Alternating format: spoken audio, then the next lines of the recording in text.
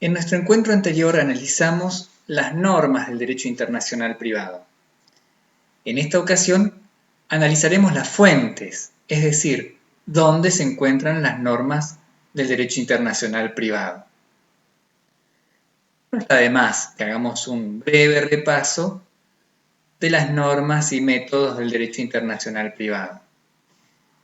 Vimos que había normas de jurisdicción, es decir, aquellas que atribuyen jurisdicción internacional, y normas de derecho aplicable, y que estas últimas podíamos clasificarlas en normas de policía, cuando imponen la aplicación del propio derecho, normas materiales, cuando en su consecuencia jurídica tienen la solución directa o material, y normas indirectas o de conflicto, cuando en su consecuencia jurídica tienen uno o más puntos de conexión que indican el derecho aplicable. Recomendamos ver las correcciones que hicimos a sus trabajos sobre normas para que puedan ejercitarse en el reconocimiento de los distintos tipos de normas del derecho internacional privado. Ante cualquier duda estamos a disposición.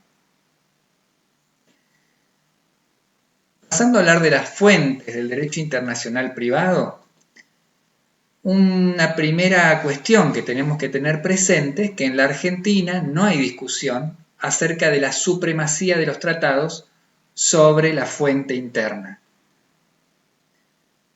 Esto ya lo teníamos receptado por la Convención Interamericana de Normas Generales en su artículo primero, y fue consagrado por la Constitución Nacional en 1994 en el artículo 75, inciso 22. Los tratados y concordatos tienen jerarquía superior a las leyes. Y en el artículo 2594 del Código Civil y Comercial, esto es reafirmado. Estas normas solo se aplicarán en defecto de normas de fuente internacional, debiera decir de fuente convencional de tratados, pero es claro que se refiere a esa fuente. Por lo tanto, en un caso, si resulta aplicable un tratado, en principio, y salvo excepciones que vamos a comentar, se debe aplicar el tratado y no la fuente interna. Ahora, ¿cuándo se aplica un tratado o una convención? Para que sea aplicable un tratado, deben cumplirse sus ámbitos de aplicación. En primer lugar, debemos analizar el ámbito de aplicación material, es decir, si el tratado regula la situación privada internacional, la materia del caso que estamos analizando. En segundo lugar, debemos considerar si el tratado cumple con el ámbito de aplicación espacial.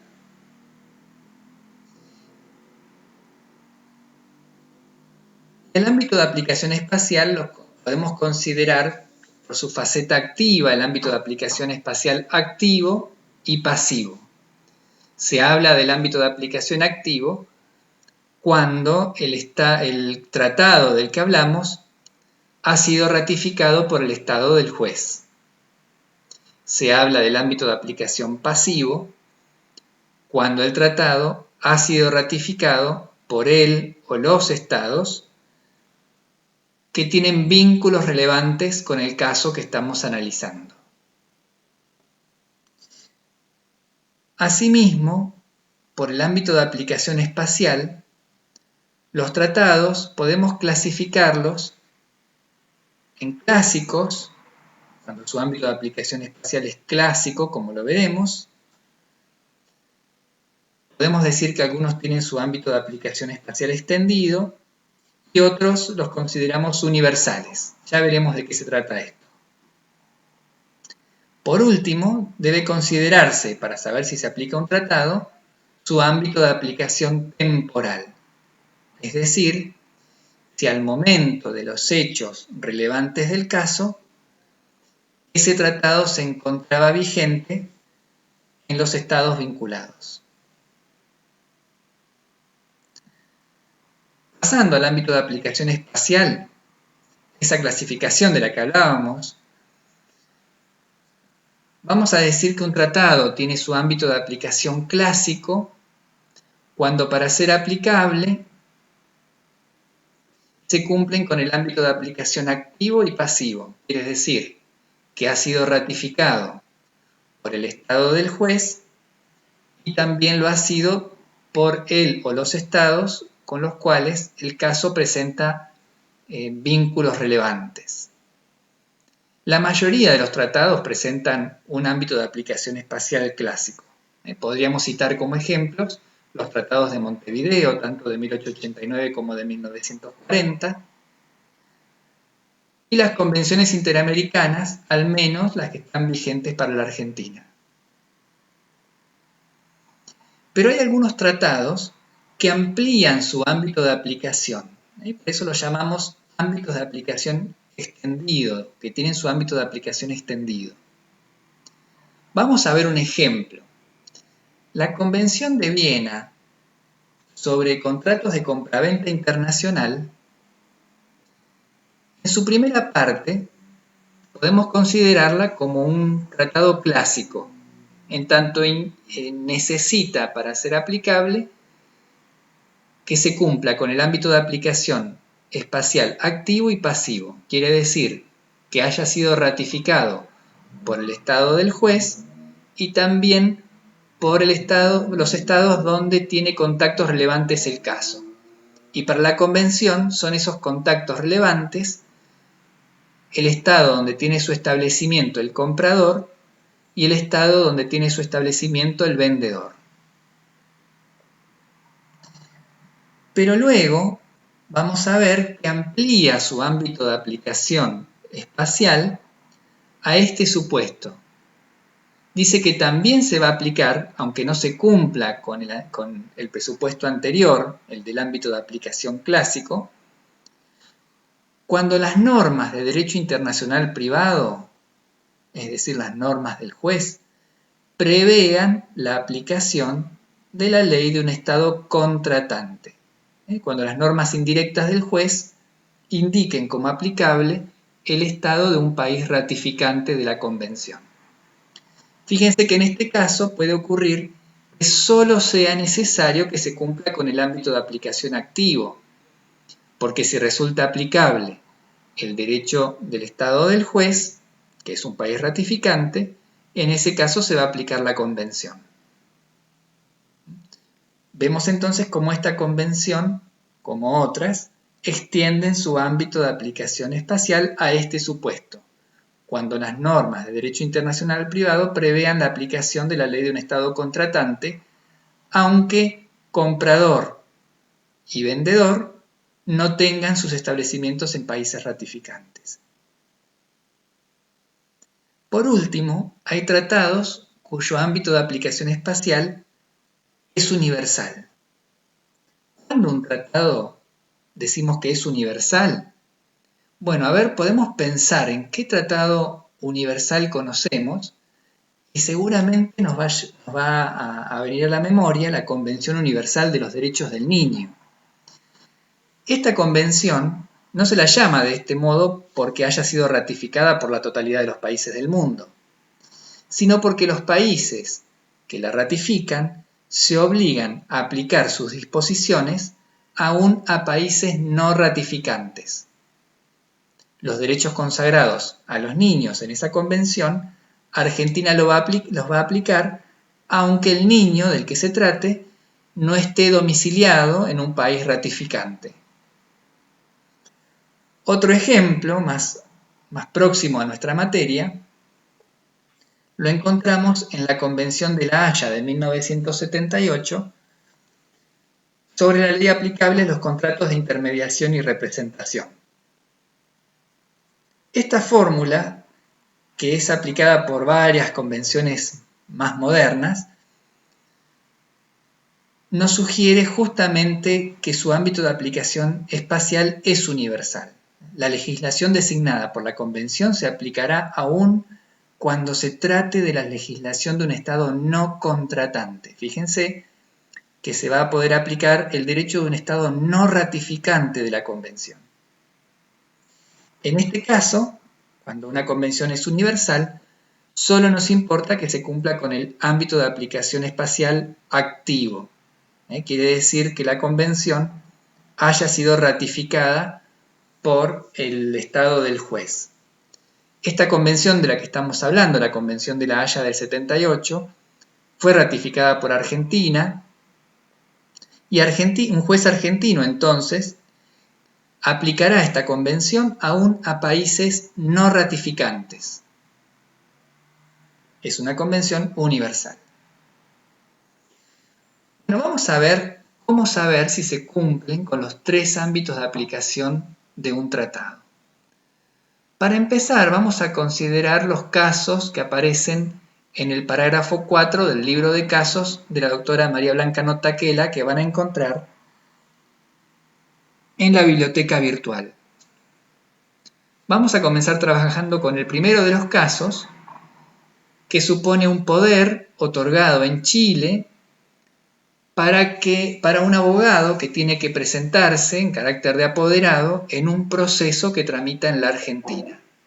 Es el caso 27. Lo primero que tenemos que analizar es si hay algún tratado que cumpla con el ámbito de aplicación material. Recordemos, la materia de la que hablamos es un poder otorgado en el extranjero. Y esto nos lo va a decir la sistematización normativa, la primera herramienta que sugerimos tener a mano. Si miramos en el índice, recordemos que el hecho relevante, digamos, la materia, estábamos hablando de un poder otorgado en Chile y cuyo lugar de ejercicio está en la Argentina. Un juez argentino entonces miraría en la sistematización normativa para ver si hay algún tratado que regula esta materia. Y efectivamente encontramos que hay fuentes normativas, en el punto 19 del índice, que regulan el régimen de los poderes otorgados en el extranjero.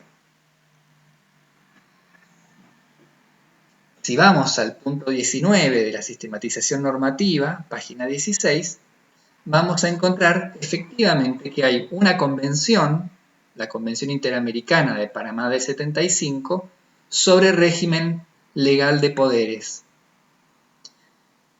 Lo que nos quedaría saber es si tanto Chile como Argentina son países ratificantes de esta convención, es decir, si se cumple con el ámbito de aplicación espacial. Si esto no fuera así, el juez argentino debería aplicar la fuente interna. Pero si la convención está vigente, por la supremacía de los tratados, deberá aplicar la Convención Interamericana. El ámbito de aplicación espacial nos lo va a informar el cuadro de fuentes, la otra herramienta que tienen disponible en la carpeta material de clases del campus virtual. Como vemos, ahí se nos indica cómo está organizado el cuadro de fuentes. En primer lugar, tiene un índice que nos indica que aparecen en primer orden los tratados de Montevideo, de 1889 y de 1940, luego las convenciones interamericanas, recordemos que acá teníamos que ver si había sido ratificada por Argentina y Chile una convención interamericana, así que es lo que nos interesa para este caso. Pero también vemos que siguen a partir de la página 8 tratados del Mercosur, ordenados cronológicamente. Luego vienen tratados multilaterales, de los cuales Argentina es parte, y también están ordenados cronológicamente. Y por último, convenios bilaterales.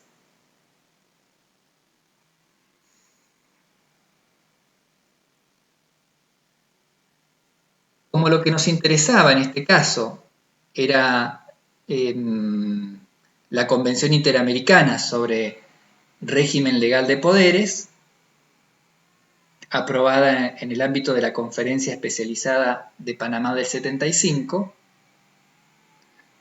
pasamos al cuadro en donde aparecen las distintas convenciones que se aplicaron en el ámbito de la Conferencia Especializada de 1975 de Panamá.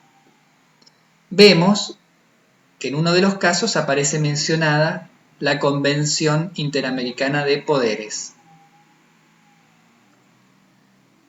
de la cual Chile es parte y también la Argentina. Con lo cual vemos que esta Convención Interamericana sobre régimen de poderes otorgados en el extranjero cumple también con el ámbito de aplicación espacial. Lo que nos quedaría es ver si cumple con su ámbito de aplicación temporal, es decir, si al momento de los hechos relevantes esa convención estaba vigente tanto para Argentina como para Chile. En el caso no se nos menciona en qué fecha fue otorgado el poder, en qué fecha se presenta en un expediente que tramita en un tribunal de la ciudad de Buenos Aires. Cuando en el caso no se nos manifiestan las fechas, lo consideramos como un caso actual, que esto está ocurriendo en estos días. La información de cuándo entró en vigencia para estos países esta convención la encontramos también en el cuadro de fuentes. Fíjense que para la Argentina la Convención Interamericana de Poderes entró en vigencia en diciembre de 1982 y para Chile en agosto de 1976. Así que un poder otorgado a partir de esas fechas ya no habría problemas en aplicarle esa Convención Interamericana. Lo mismo tendríamos que hacer con los demás casos. Una compraventa que nos vincula con Alemania, ver en la sistematización normativa si hay un tratado y ver si ese tratado fue ratificado por Alemania y Argentina en el cuadro de fuentes. Lo mismo ocurrirá con el caso de una sociedad comercial constituida en Panamá que tiene que realizar alguna actuación en la Argentina. En el caso de un reconocimiento de una sentencia dictada en Venezuela para ser reconocida en la Argentina.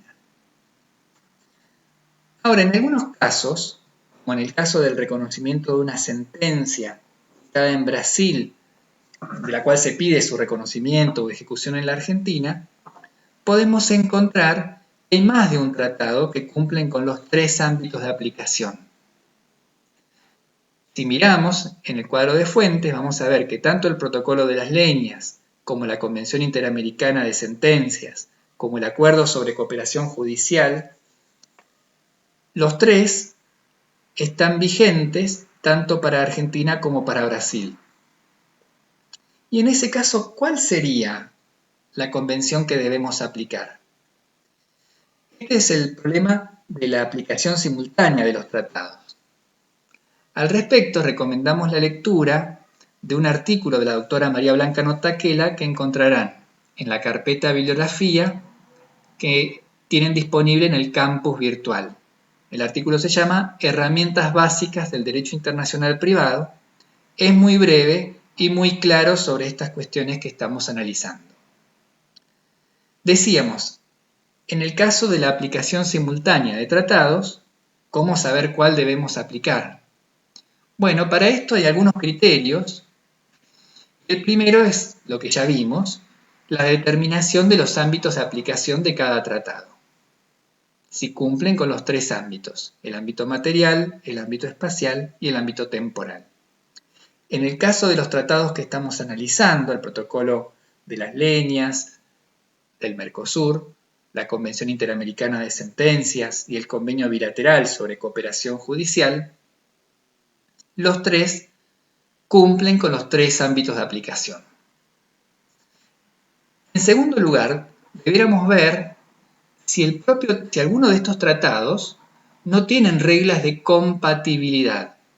Quiere decir que para esto tendríamos que entrar en el articulado de los tratados y ver si ninguno de ellos contiene alguna regla por la que impongan su supremacía sobre otras fuentes normativas o quizás que pongan por encima la aplicación de otro tratado por encima de sí misma.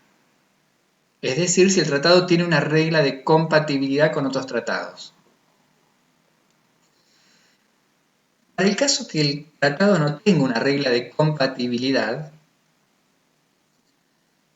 en materia de cooperación, es decir, la materia a la que estamos analizando, ¿no? El reconocimiento y la ejecución de una sentencia extranjera, pero también la recepción de pruebas en el extranjero o las notificaciones a practicarse en el extranjero, o el reconocimiento de un laudo arbitral dictado en el extranjero.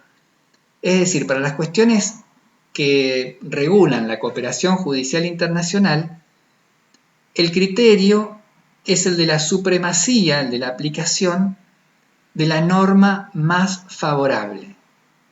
Quiere decir que en este caso que analizábamos, el de la aplicación simultánea de más de un tratado, debiéramos analizar cuál de ellos resulta más favorable al reconocimiento de la sentencia extranjera. Por ejemplo, porque imponga menos requisitos para ese reconocimiento. Fuera de la materia de cooperación judicial internacional, el criterio que prima es el de la norma especial.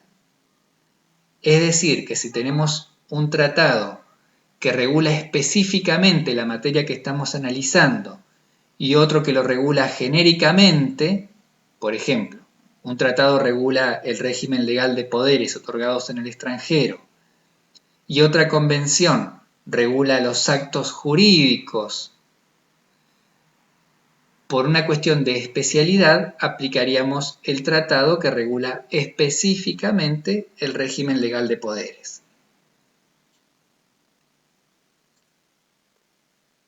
Otro criterio a tener en cuenta, y esto especialmente cuando uno de los tratados que puede resultar aplicable tiene un ámbito de aplicación espacial extendido a un universal, es tener presente que todos los países vinculados con el caso hayan ratificado el tratado. En ese caso va a primar el tratado que haya sido ratificado por todos los países vinculados al caso. Y por último, el criterio de la norma posterior que deroga la anterior, digamos que tiene una incidencia relativa. Hay casos en los que el tratado posterior efectivamente deja sin efecto al anterior, cuando es aplicable por el ámbito de aplicación espacial. Este ejemplo lo encontramos en los tratados de Montevideo de Derecho Civil, que expresamente los tratados de 1940 establecen que entre países que hayan ratificado esos tratados de 1940 estarán dejando sin efecto los de 1889. Pero cuando esto no es expreso, hay que tener presente que el tratado anterior se continuará aplicando, no ha sido derogado, en tanto resulte compatible con las normas del tratado posterior. Bueno, esto es un poco algunos criterios a tener en cuenta a la hora de analizar las fuentes del derecho internacional privado.